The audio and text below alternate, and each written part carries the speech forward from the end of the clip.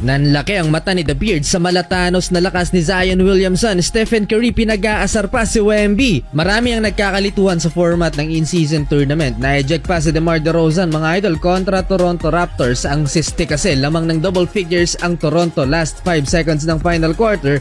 Itinira pa ni Pascal Siakam ang bola. Sumenyas kasi ang coaching staffs na itira mo daw. Kaya ayun, nagalit si DeMar DeRozan sa unwritten rule na to at na-eject pa sa laban. Ginatungan ni Scottie Barnes at pinag-aasar ang former Raptor. Sa kaparehong araw din tambak malala ang Grizzlies, tumira pa si Booker sa last 14 seconds ng 4th quarter. Hindi nagustuhan ng mga fans pero may purpose kasi kaya ginawa nila yan dahil sa points differential ng in-season tournament para sa mga tiebreakers. Malapit na kasi ang knockout round kaya ginagawa nila yan. Gamit na gamit ni Wemby ang haba at tangkad niya, hindi maabot ni Kevon Looney ang bola. Take over agad ang rookie sa first quarter at kumana ng 9 points laban sa Warriors. Showtime sa